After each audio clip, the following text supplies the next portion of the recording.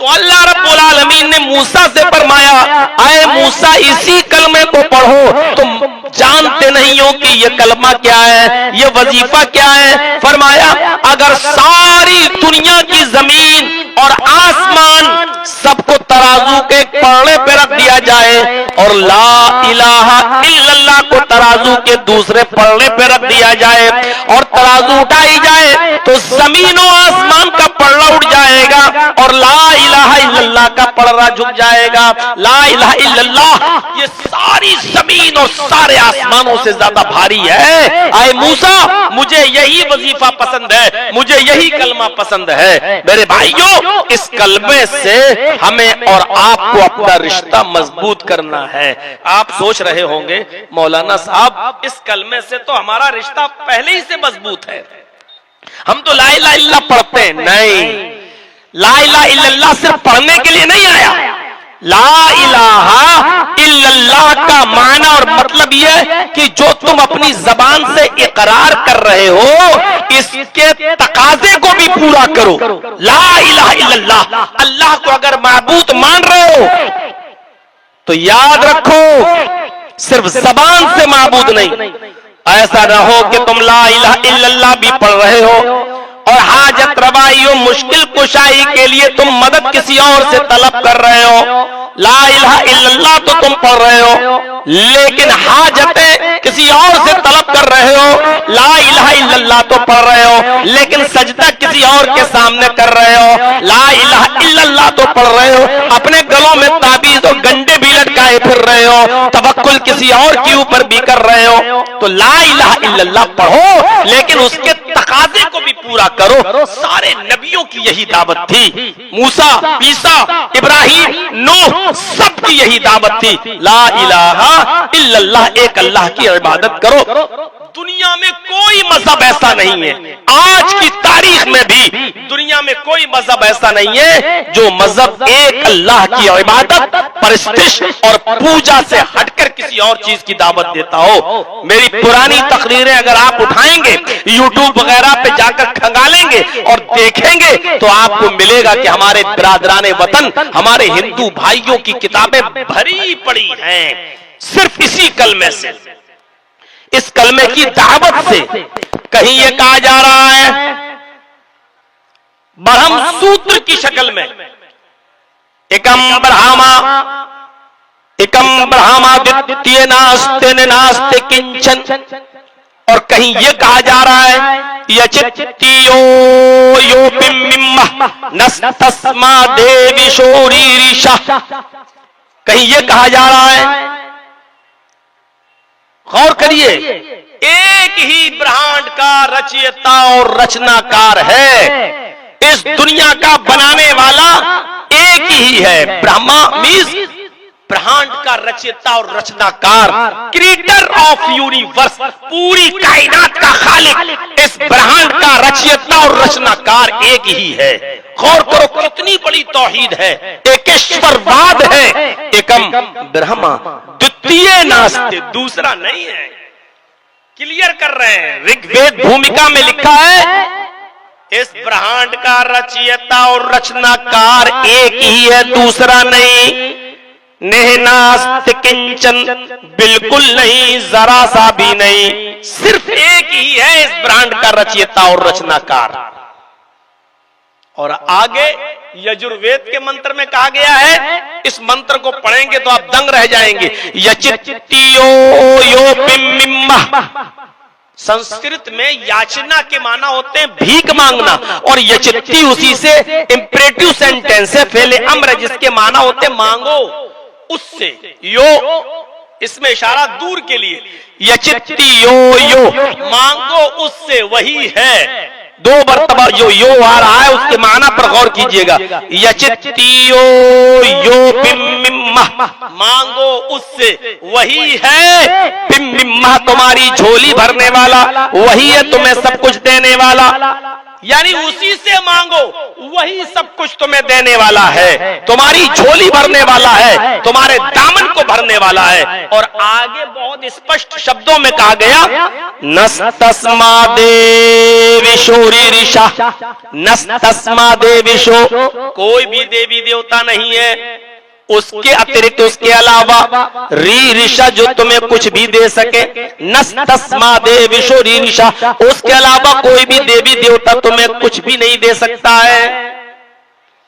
उसी से मांगो, वही है देने वाला, उसके अलावा तुम्हें कोई कुछ नहीं दे सकता। यही तो इस्लाम की असास और बुनियाद है। ये इसी दावत से तो जोड़ा था सबने, उसी से मांगो, वही सब कुछ देने वाला है, उसके अलावा तुम्हें कोई कुछ नहीं दे सकता।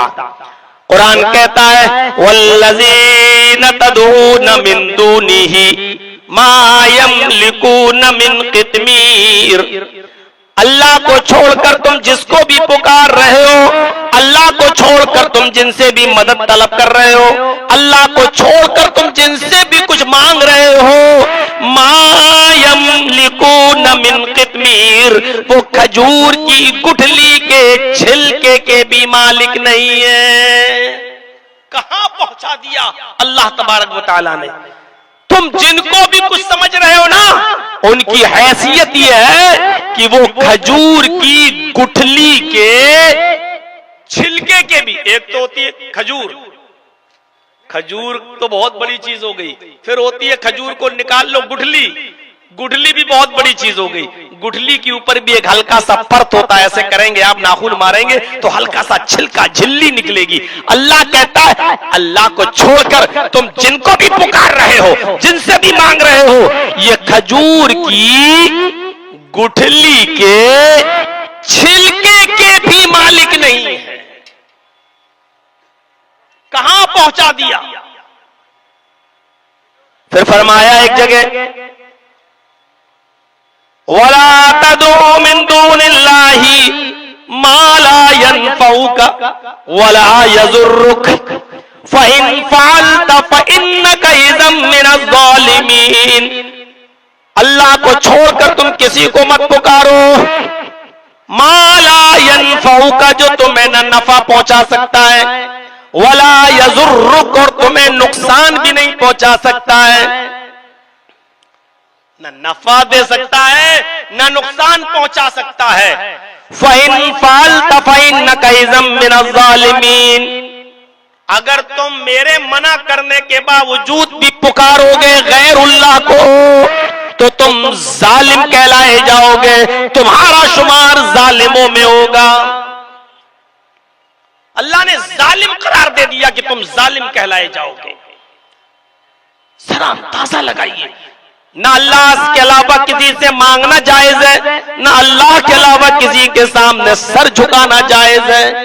आप को एक रामायण, वाल्मीकि जी की रामायण है, दो रामायण है, एक तो है तुलसीदास जी की रामायण जिसका नाम है रामचरितमानस, और एक है वाल्मीकि रामायण।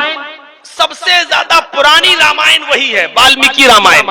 वाल्मीकि रामायण में ये लिखा हुआ है कि जब रावण ने सीता का हरण किया और लेकर गया, और हनुमान और लक्ष्मण जब सीता को रावण के चंगुल से बचाकर लाए, तो रामचंद्र जी के सामने जब प्रस्तुत कर दिया कि लीजिए हम आपकी पत्नी को ले आए, तो रामचंद्र जी की पत्नी सीता जी ने अपने राम के प्रणाम किया, उनको झुका और पैर छूना चाहा।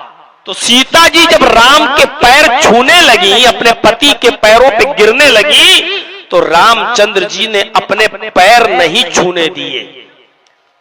इंडिया में बोलता हूं, हिंदुस्तान के अंदर बोल रहा हूं, आज पैर छूने का रवाज है। तुलसीदास जी की रामायण की बात नहीं कर रहा हूं, वाल्मीकि रामायण की बात कर रहा हूं कि रामचंद्र जी ने अपने पत्नी को, सीता को, अपने पैर नहीं छूने दिए, झुकने नहीं दिया अपने सामने, और दोनों कांधे पकड़कर उठा दिया और खड़ा करके फरमाया, राम रामाय रमः राम रामाय सत्यम अस्ति।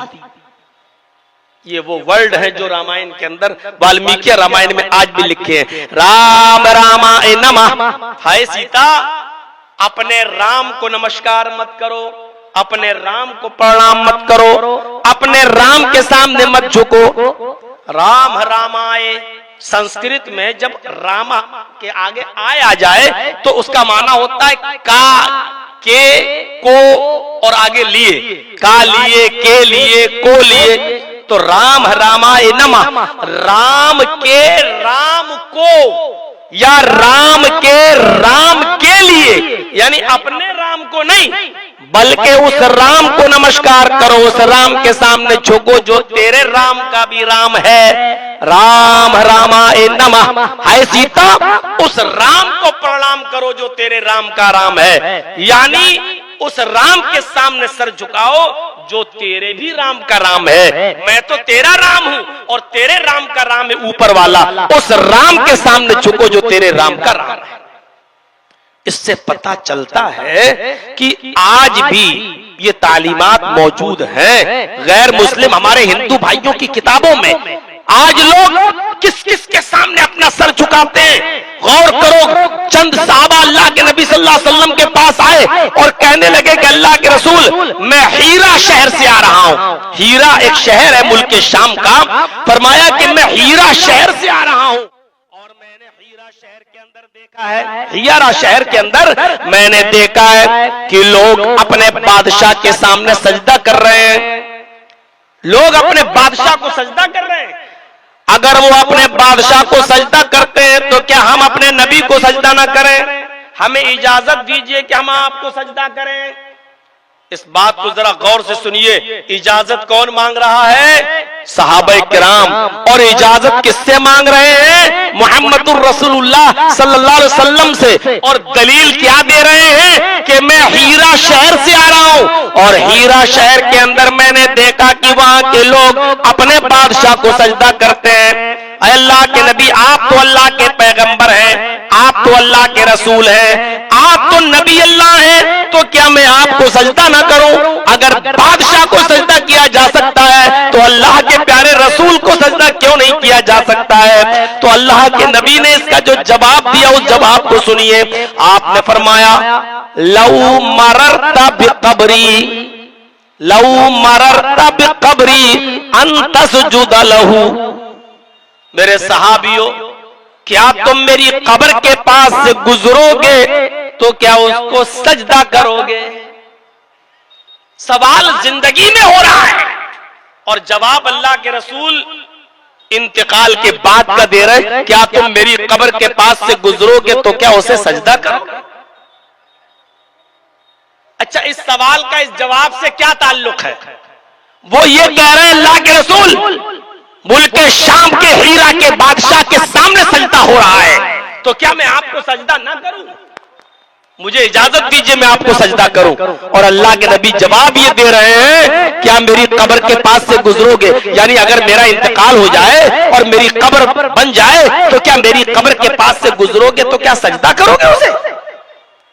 मतलब बिल्कुल साफ है, मैं अपनी जिंदगी में तो तुम्हें रोक लूंगा, अपनी जिंदगी में तो तुम्हें मना कर दूंगा, अपनी जिंदगी में तो मैं तुम्हें सजदा नहीं करने दूंगा अपने लिए, लेकिन इंतकाल के बाद कहीं ऐसा ना हो कि तुम मेरी कब्र पे आके सजदा करने लगो, मेरी कब्र पे आके माथा टेकने लगो, मेरी कब्र पे आके सर झुकाने लगो। इसलिए अल्लाह के नबी को अपनी जिंदगी की फिक्र नहीं हुई, अपने इंतकाल के बाद अपनी कब्र की फिक्र हुई। जिंदगी में तो मैं रोक ही लूंगा। भाई कोई आदमी अभी जर्जी साहब के सामने झुक जा, मैं क्या कर रहा है, मेरे पैर छूता है, अरे मैं भी तेरी तरह इंसान हूं, उठ। जिंदगी में तो मैं मना कर दूंगा, लेकिन अगर मेरी इंतकाल के बाद ये लोग मेरी कब्र पे आके सजदा करने लगे तो क्या होगा? तो आपने इंतकाल के बाद की खबर दी और फरमाया, लऊ मररता बिक़ब्री अन तस्जुदा लहू, अगर मेरी कब्र के पास से गुजरोगे तो क्या सजदा करोगे? उन्होंने कल्ला कालू ला, नहीं। आपने फरमाया फला तफअलू, ऐसा करना भी नहीं, ऐसा करना भी नहीं। मेरे भाइयों, जब इंतकाल के बाद जनाबे मुहम्मदुर रसूलुल्लाह सल्लल्लाहु अलैहि वसल्लम की कब्र को सजदा नहीं किया जा सकता और नबी अकरम अपनी जिंदगी में अपनी कब्र को सजदा करने से मना कर गए हो, तो फिर नबी से बढ़कर कौन है और नबी से ऊंची शख्सियत किसकी है, नबी से बढ़कर किसकी जात है जिसको सजदा किया जा सके। इस बात पर हमें और आपको गौर करना चाहिए, सबको, हर इंसान को सोचना चाहिए। और फिर आइए आपको एक पॉइंट की बात बताऊं। सीरत पढ़िए सारे नबियों की, सारे नबियों की सीरत पढ़िए। अल्लाह ने कुरान में तकरीबन 25 रसूलों का तस्करा किया है, 25 नबियों का जिक्र किया है कुरान में। आप 25 नबियों की सीरत पढ़ जाइए। अल्लाह ने कुरान में जितने नबियों का नाम लिया है, अल्लाह ने कुरान में जितने रसूलों का नबियों का नाम लिया है, इस दुनिया में अल्लाह रब्बुल आलमीन ने उनकी परेशानियों का तस्करा भी कर दिया है। जितने भी नबी इस दुनिया में आए उनको परेशानियां भी आई और उन परेशानियों का जिक्र अल्लाह ने किया दुनिया वालों को यह बताने के लिए कि आए दुनिया वालों, देखो जिन नबियों रसूलों को तुम सजदा करते हो और जिनको तुमने खुदा का दर्जा दे रखा है, इन नबियों पर भी दुनिया में परेशानियां आई, इन नबियों पर भी दुनिया में मुसीबतें आई, इन नबियों पर भी दुनिया के अंदर बड़ी बड़ी परेशानियां आई, लेकिन इन नबियों ने, इन रसूलों ने अपनी परेशानियों का जिक्र अल्लाह से किया है और अपनी मुसीबतों का हल अल्लाह के पास तलाश किया है। यानी ये पैगंबर, ये रसूल अपनी परेशानियां खुद दूर नहीं कर सके तो तुम्हारी परेशानियां क्या दूर करेंगे। एक तरफ से देखते हुए चलिए, एक तरफ से देखते हुए चलिए, हजरत आदम अलैहिस्सलातु वस्सलाम को अल्लाह ने जब इनका पुतला बनाया, फिर इसमें रूह डाली, फिर इनको जन्नत में दाखिल कर दिया, फिर इन्हीं की पिछली से हव्वा को पैदा किया, फिर हव्वा को भी जन्नत में दाखिल कर दिया, इन दोनों को हुक्म भी दे दिया, कुलू वशरबू, आए आदम हव्वा तुम जन्नत में खाओ और पियो, जितना खाओ जो चाहो, पूरी जन्नत तुम्हारे लिए फ्री है, खाओ पियो आराम करो, लेकिन मेरा एक हुक्म है और वो हुक्म यह है कि तुम दोनों इस दरख्त के करीब मत जाना। शैतान बहकाया, हम शॉर्ट कर रहे हैं, पूरा वाकया नहीं बताएंगे, सिर्फ मकसद की चीजें बताएंगे। शैतान ने आदम और हव्वा दोनों को बहकाया और उस दरख्त के करीब ले गया। जब शैतान उस दरख्त के करीब ले गया और दोनों ने उस फल को खा लिया तो जन्नती लिबास उनके जिस्म से उतर गया। अल्लाह ने हुक्म दिया है आदम और हव्वा, तुमने मेरी हुक्म अदूली की, मेरी नाफरमानी की, मेरे हुक्म को तोड़ दिया, लिहाजा तुम दोनों का जन्नती लिबास उतर गया। आदम और हव्वा ने जन्नत के दरख्तों के पत्ते तोड़े और उन बड़े बड़े दरख्तों से अपने जिस्म को छिपाया। फितरत है इंसान की, याद रखिएगा। आज के इस बेशर्मी और बेहयाई के दौर में जहां न मर्दों को शर्म आए न औरतों में शर्म रह गई हो, उनके लिए गौर करने की चीज है कि आदम और हव्वा के जिस्म से जब जन्नत का लिबास उतरा, जबकि हव्वा उनकी बीवी थी, किस बात की शर्म थी? कोई शर्म नहीं, लेकिन इसके बावजूद आदम और हव्वा ने दरख्त के पत्तों से अपना जिस्म छिपाया। शर्म और हया इंसान की फितरत में दाखिल होना चाहिए, क्योंकि आदम और हव्वा का जब जिस्म नंगा हुआ और जन्नती लिबास उतरा तो हजरत आदम और हव्वा ने दरख्त के पत्तों से, जन्नत के दरख्त के पत्तों से अपना जिस्म छिपाया। ये शर्म और हया इंसान की फितरत में शामिल है। आज के इस बेहयाई के दौर में मर्द भी देखें औरतें भी गौर करें, आज उनके ड्रेस, उनके लिबास, उनके कपड़े आज किस हद तक बढ़ाना हो चुके हैं, बोलो किस हद तक उनके कपड़े उतर चुके हैं उनके जिस्म से और शॉर्ट हो गए हैं उनके जिस्म से। गौर करें मेरे भाइयों। फिर आदम और हव्वा दोनों को जन्नत से निकाल दिया गया, दुनिया के अंदर दाखिल किया गया, भेज दिया गया। आदम अल्लाह के नबी हैं, अल्लाह ने भेज दिया, परेशानी आई। जब दुनिया में भेजे गए तो आदम अलैहिस्सलातु वस्सलाम ने अपनी इस परेशानी का हल अल्लाह रब्बुल आलमीन के पास तलाश किया और अपनी इस खता और अपनी इस गलती की माफी यूं मांगी अपने रब से, रब्बना ज़लमना अनफुसना व इल्लम तग़फिर लना व तरहमना लनकूनन्ना मिनल खासिरीन। ऐ हमारे रब, हमने अपने नफ्सों पर जुल्म किया है। रब्बना ज़लमना अनफुसना व इल्लम तग़फिर लना व तरहमना लनकूनन्ना मिनल खासिरीन। ऐ हमारे रब, हम दोनों ने, आदम हव्वा दोनों, हम दोनों ने अपने नफ्सों पर जुल्म किया है। तूने जिस दरख्त के फल को खाने से मना किया है, शैतान के बहकावे में हम आ गए हैं और हमने उस दरख्त के फल को खा लिया है।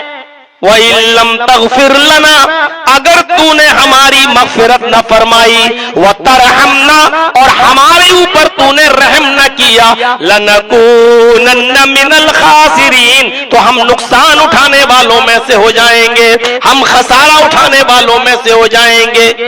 देखिए नबियों पर परेशानी आई, नबी किसका दरवाजा खटखटा रहे हैं? अल्लाह का। आइए नूह अलैहिस्सलातु वस्सलाम की जिंदगी पर नजर डालिए। नूह अलैहिस्सलातु वस्सलाम ने किसको पुकारा? जमीन से पानी आया, आसमान से भी पानी आया। नूह अलैहिस्सलाम अपनी कौम के लिए बद्दुआ दे चुके, रब्बी ला तज़र अलल अर्ज़ि मिनल काफिरीन दय्यारा। ऐ अल्लाह, मेरी कौम अब ईमान नहीं लाएगी। ऐ अल्लाह, मेरी कौम में किसी काफिर और फासिक और फाजिर के घर को भी बाकी मत छोड़ना। ऐ अल्लाह, सबको तू तबाह बर्बाद कर दे। रब्बी ला तज़र अलल अर्ज़ि मिनल काफिरीन, ऐ अल्लाह, सारे काफिरों को छोड़ना मत। ऐ अल्लाह, इनको हलाक और बर्बाद कर दे। अगर एक को भी तूने बाकी छोड़ दिया तो फासिक और फाजिर औलाद ही पैदा होगी। लेकिन हालत ये कि नूह अलैहिस्सलातु वस्सलाम का बेटा खुद पहाड़ के ऊपर चढ़ गया। नूह अलैहिस्सलाम ने देखा कि पानी बढ़ता जा रहा है तो अपने बेटे से कहने लगे, आए मेरे बेटे, मेरी कश्ती में आ जा। आए मेरे बेटे, ईमान लिया। आए मेरे बेटे, अल्लाह को अपना माबूद मान ले, ला इलाहा इल्लल्लाह का इकरार कर ले, सर अल्लाह के सामने झुकाने वाला बना ले अपने आप को और आ जा मेरी कश्ती में। कहने लगा, बिल्कुल नहीं, नहीं, नहीं आ सकता मैं आपकी कश्ती में। हम पहाड़ पे चढ़ जाएंगे, देखे पहाड़ तक पानी कैसे आता है। वो पहाड़ पे चढ़ गया। औलाद की मोहब्बत अच्छे अच्छों को गाफिल कर देती है।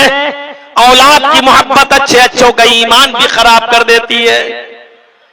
नूह अलैहिस्सलाम ने देखा पानी पहाड़ तक चढ़ गया और आज मेरा बेटा बचेगा नहीं, तो नूह अलैहिस्सलाम ने अल्लाह को पुकारा, फरमाया, आय अल्लाह, ये मेरा बेटा है, अल्लाह ये मेरा बेटा है, पानी ऊपर तक चढ़ जाएगा, डूब के मर जाएगा, अल्लाह मेरे बेटे को बचा ले। नूह अलैहिस्सलाम ने किसको पुकारा? अल्लाह को। लेकिन अल्लाह ने जवाब क्या दिया? अल्लाह ने जवाब क्या दिया? इन्नहु लैसा मिन अहलिक। आए नूह, आज बेटा कह दिया। आइंदा अगर अपनी औलाद को कभी बेटा कहकर पुकारा तो नबूवत छीन लूंगा। ये तुम्हारा बेटा है, तुम्हारी बात नहीं मानता, मेरी तौहीद का इकरार नहीं करता, तुम्हारे अहलो अयाल से नहीं है, नहीं सुनूंगा तुम्हारी। आज तुम्हारे बेटे को मरना है, और नूह अलैहिस्सलातु वस्सलाम की औलाद नूह का बेटा नूह अलैहिस्सलाम की आंखों के सामने डूब के मर गया। मेरे भाइयों, बताना सिर्फ इतना था, बताने का मकसद सिर्फ यह है कि मुसीबत आई बेटे पर तो नूह ने किसको पुकारा? अल्लाह को। लेकिन अल्लाह ने भी नूह की नहीं सुनी। कोई जरूरी नहीं कि अल्लाह नबी की भी सुन ले, कोई जरूरी नहीं। अल्लाह के ऊपर किसी का प्रेशर बन नहीं सकता, अल्लाह के ऊपर कोई दबाव कोई बना नहीं सकता। कितना भी अकीदा रख लो, हम जिसके मुरीद हैं भाग दौड़ के हमें अल्लाह के अजाब से बचा लेगा, अल्लाह के ऊपर किसी का प्रेशर नहीं बनता, अल्लाह किसी के दबाव में नहीं आता। अल्लाह अपनी मर्जी का मालिक, अल्लाह के ऊपर कोई दबाव नहीं डाल सकता है, कोई प्रेशर। शिफात करेंगे अल्लाह के रसूल, लेकिन कब? जब अल्लाह इजाजत देगा। वला यशफउ इंदहु इल्ला बिइज़्निही। अल्लाह के सामने कोई सिफारिश करने की भी हिम्मत नहीं करेगा कयामत के दिन, मगर जिसको अल्लाह इजाजत दे। अल्लाह के रसूल भी सिफारिश करना चाहेंगे तो नहीं कर पाएंगे, लेकिन जब अल्लाह इजाजत देगा तब अल्लाह के रसूल सिफारिश कराएंगे। अल्लाह ने इजाजत दी, ठीक है, तब अल्लाह के नबी कहेंगे अल्लाह इनको बख्श दे इनको। तो अल्लाह की मर्जी, अल्लाह जितने लोगों को चाहेगा उतनों को बख्श देगा, सबको बख्श दे ये मुमकिन नहीं। वो चाहे तो बख्श सकता है सबको, लेकिन जरूरी नहीं कि वो सबको बख्शे। अल्लाह के नबी जितनों को चाहे उतनों को जन्नत में ले जाए, ये भी जरूरी नहीं। अल्लाह के नबी सिर्फ सिफारिश करेंगे, अल्लाह जितनों को चाहेगा उतनों को बख्श देगा। मेरे भाइयों, इस तौहीद को याद रखिएगा। अभी आ रहे हैं तो वाकयात। और नूह अलैहिस्सलाम ने कि बेटे पर मुसीबत आई, नूह ने किसको पुकारा? अल्लाह को। और अल्लाह ने इसके बावजूद नूह की नहीं सुनी, डूब के मर गया नूह का बेटा नूह के सामने। इब्राहीम अलैहिस्सलातु वस्सलाम की जिंदगी पर नजर डालो। इब्राहीम अलैहिस्सलातु वस्सलाम की जिंदगी पर नजर डालो। नमरूद के सामने खड़े हैं और हुज्जत हो रही है, बहस हो रही है। अलम तरा इलल्लज़ी हाज्जा, गौर करो, है क्या नक्शा खींचा कुरान ने। आए इब्राहिम, क्या उसको नहीं देखा जो आपसे बहस कर रहा था अल्लाह के सिलसिले में? नमरूद। और नमरूद कौन है? कौन है? पूरी दुनिया पर